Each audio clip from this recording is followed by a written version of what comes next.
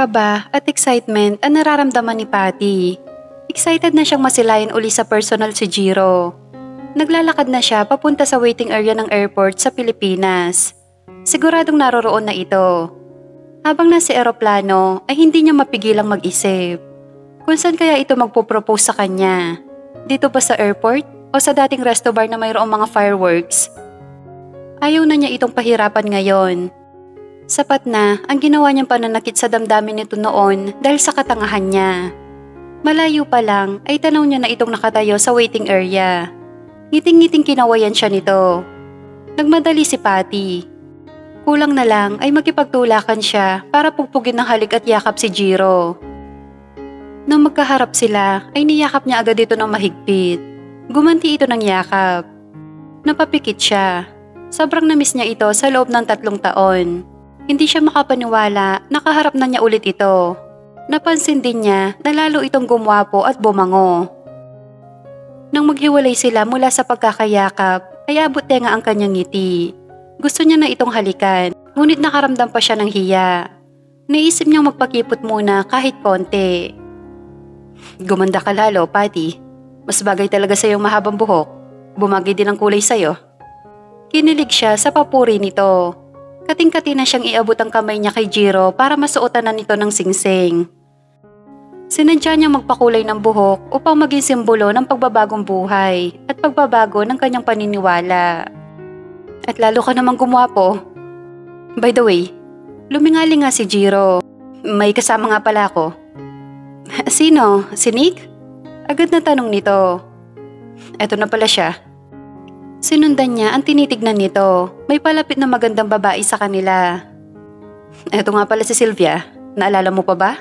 Yung sa bar. Pumulupot ang braso nito sa baywang ni Jiro. Nabura ang kanyang ngiti. Pinilit niya maging kalmado pa rin ang ekspresyon ng muka. Natatandaan niya ang babae. Ito yung kaibigan ni Jiro na pinagselosan niya noon sa bar. Wala naman sigurong ibig sabihin ang ginawa nito kay Jiro. Magkaibigan sila at si Jiro na rin ang nagsabi noon na malambing ito. Hi Sylvia, oo naalala kita. Nakangiting bati niya rito. Ngumiti rin sa kanya ang babae. Hi, kamusta ang biyahe mo? Baka napagod ka masyado.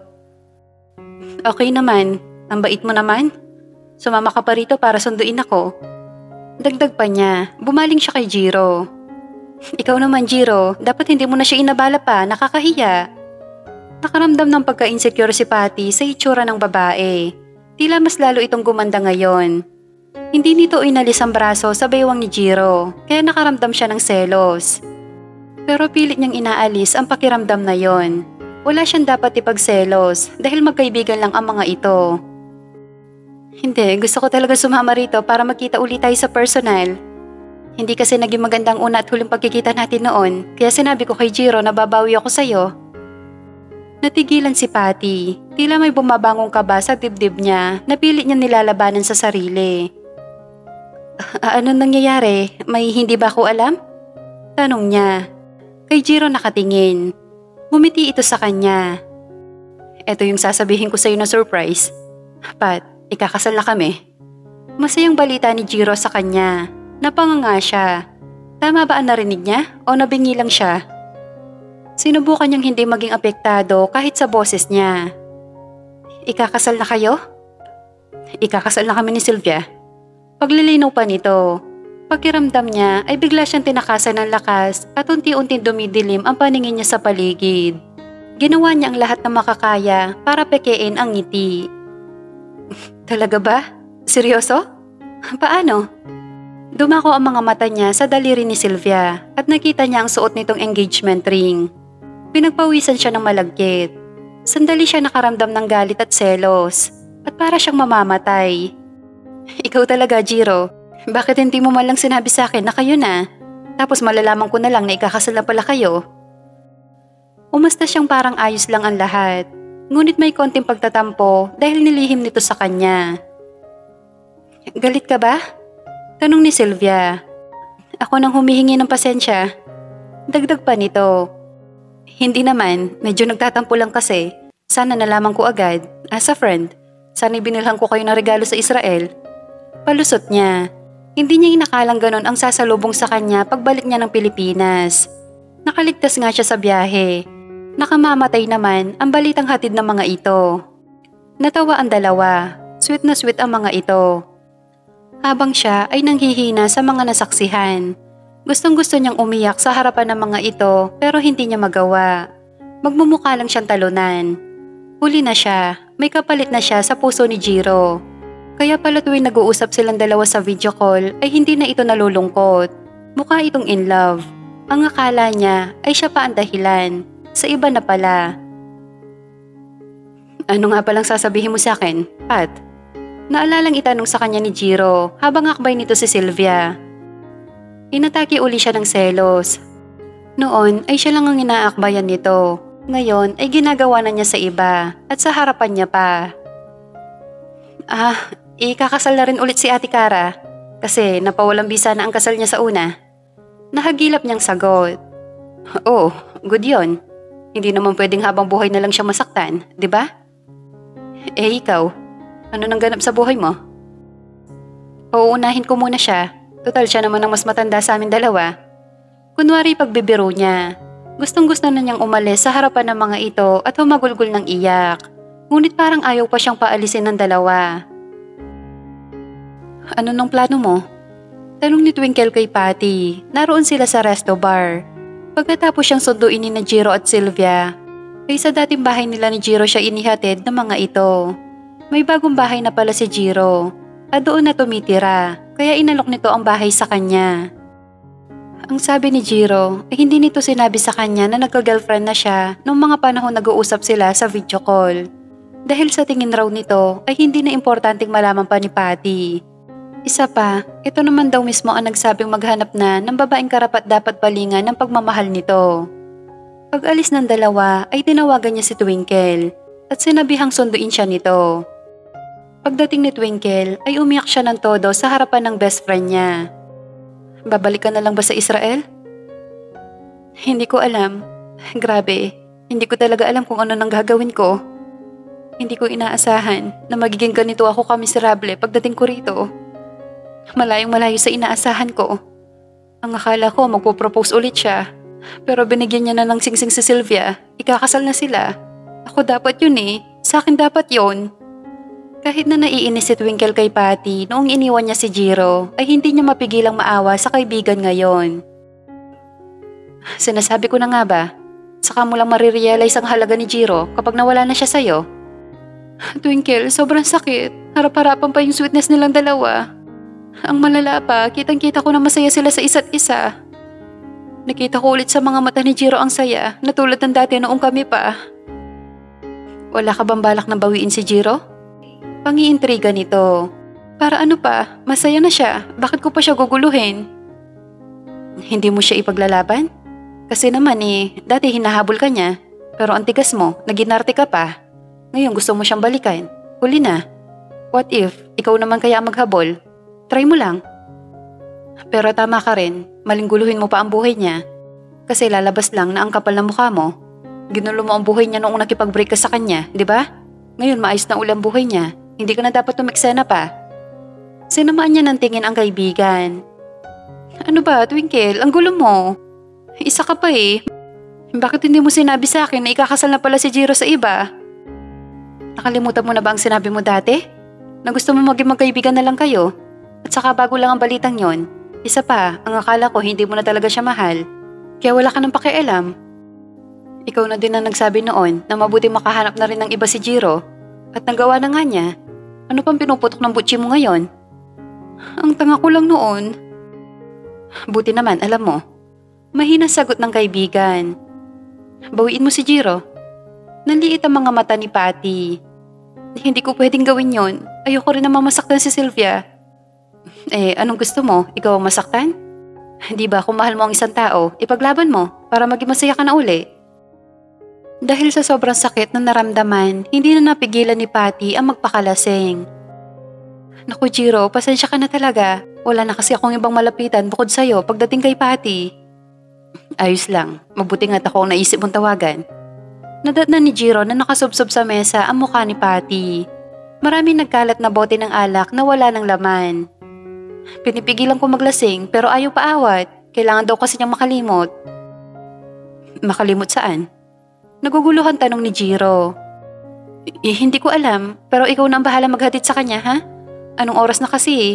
Maga pa ang pasok ko sa trabaho bukas. Bawal ako magpuyat at baka malate. Tumango siya. Inalok niya si Twinkle na ihahatid na rin niya. Pero tumanggi ito. Magko-commute na lang daw ito. Ipinuwesto niya si Patty sa tabi ng upuan niya. Umuwi ka lang ba dito sa Pilipinas para maglaseng, Patty? Bulong niya habang kinakabit ang seatbelt. Ang alam niya, ayaw nito ng mga inoming pampalasing. Dahil bukod raw sa mabaho ang amoy nito, ay mapait pa raw ang lasa. Mabilis din itong malasing at hindi kayang alagaan ng sarili. Habang nagmamaneho, ay hindi niya maiwasang mapasulyap sa bagong mukha ni Patty. Kapansin-pansin na lalo itong gumanda. Pero mukha itong malungkot na magkita sila sa airport. Matagal din silang nagsama ni Jiro noon, kaya't kilalang-kilala niya na ito. Alam niyang pinipilit lang nito na magmukhang masaya. Hindi niya maiwasang mag-alala para kay Patty. Gusto ni Patty noon na maging magkaibigan na lang sila. Kaya pumayag siya kahit mahal na mahal niya ito. Sinubukan niya din nakalimutan si Patty sa pamamagitan ng pagputol ng komunikasyon dito. Pero hindi pa rin siya nakatiis. Nakipag-video call siya rito dahil gusto niya ito palaging makausap. Umaasa pa rin siya noon na magkakabalikan pa sila. Hanggang sa isang araw ay napapadalas ang pagkikita nila ni Sylvia at nagbabanding na rin silang dalawa. Naisip niya si Sylvia, hindi naman ito selosang babae. Maiintindihan naman nito kung bakit magkasama sila ni Patty ngayong gabi. Nagpaalam naman siya rito na susunduin niya si Twinkle at Patty at pumayag naman ito. Si Sylvia ang tumulong sa kanya na unti-unting matanggap na tapos na ang lahat sa kanila ni Patty. Masaya siya kapag kasama ito. Hanggang sa aminin ni Sylvia na may gusto siya rito. Sinabi niyang kaibigan lang ang turing niya dito. At para na rin nakababatang kapatid na babae. Pero hindi ito sumuko. Pinatunayan nito ang pagmamahal para kay Jiro. Hanggang sa dumating ang isang araw, na-realize niya na panahon na para magsimula uli. Bibigyan niya ng chance si Sylvia na pumasok sa buhay niya. Unti-unti na rin nahuhulog ang loob niya rito, kaya sinubukan nila magkaroon ng relasyon. Naging maayos ang kanilang pagsasama bilang magkasintahan. Mag-aanim na buwan pa lang ang kanilang relasyon ay nag-propose na siya rito. Siguro nga ay si Sylvia ang destiny niya. Lalo na at hindi malayo ang pinagdaanan nila sa mga nakaraang karelasyon nila. Nang maipark na ang kotse sa harap ng apartment ay mabilis siyang bumaba. Tinanggal niya ang seatbelt ni Patty. Handa na sana siyang ilabas ito nang marinig niya itong magsalita. Jiro, mahinang sambit nito. Dahan-dahang inilapit nito ang mukha sa kanya. Napalunok siya. Pat, anong Hindi na naituloy ni Jiro ang kanyang dapat sabihin dahil kailangan niya na itong dalhin sa kwarto para makapagpahinga ng maayos. Nagmadali siya para maihiga ito sa kama. Hindi niya napigilang pagmasdan ang buong kwarto. Pakiramdam niya, bumalik siya sa nakaraan. Marami din silang alaala dito ni Patty. Gustong-gusto niya noon na inaalagaan ito at namimiss niya ang paraan ng kanilang paglalambingan. Nang umalis si Patty noon, iniwan niya na rin ang lugar na to, pero hindi niya ipinagbili. Lumipat siya sa bagong biniling bahay. Yun sana ang bagong titirhan nila ni Patty kung tinanggap nito ang kasal noon. Naisip niya si Sylvia, hindi niya na ito tinawagan dahil alam niyang tulog na ito sa ganitong oras. Hindi rin niya pwedeng iwanan si Patty sa ganitong kalagayan, lalo na't sa kanya ito ibinilin ng kaibigan. Wala naman sigurong masama kung doon siya magpapalipas ng gabi. Nagmamalasakit lang naman siya rito. Nakaupo siya sa dulo ng kama at gumagalaw si Patty sa kama. Tila masama ang pakiramdam nito at maya-maya pa'y bumangon ito at sumuka. Napanganga si Jiro dahil sa bigla. Nabasa din ng suka ang sarili niyang damit. Hindi agad nakagalaw si Jiro at nag-isip. Habang si Patty ay nahiga na naman sa kama at natulog na parang walang nangyari. Pambihira ka talaga, Patty. Reklamo niya. Binuksan niya ang closet at nakaayos na roon ang lahat ng dalang damit nito. Kumuha siya ng pantulog at bumalik sa tabi nito. Walang mali siya ang gagawin niya. Kailangan niya itong hubaran dahil puro suka ang suot nito. Ayaw niya itong gawin pero wala siyang choice. Maingat na inialis niya ang pangitaas nitong suot. Iniiwas lang niya ang tingin nang lumampas na sa tiyan ang pagkakataas niya sa damit nito. Mabilis ang tibok ng puso niya at nanginginig ang mga daliri niya. Bakit ba siya nakakaramdam ng tensyon? Gayong ilang beses na niyang nakita noon ang hubad na katawan nito. Kinalma niya ang sarili. Sinimulan na din niyang tanggalin ang pang-ibaba nitong suot. Pilit niyang inaalis ang mga mata niya rito, ngunit hindi niya magawa. Siguro ay naninibago lang siya. Dati kasi, kahit anong oras niya gusto makita ang masiselang parte ng katawan nito ay pwede.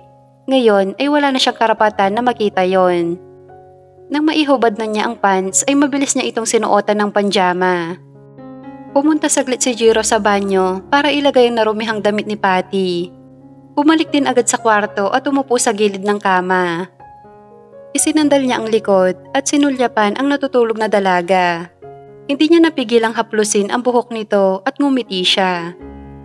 Naisip niyang kumutan si Patty dahil baka ginawin ito at hindi niya mamalayan dahil baka mapasarap ang tulog niya. Marahan siyang humiga sa tabi nito at pumikit. Inaantok na rin siya at pagod.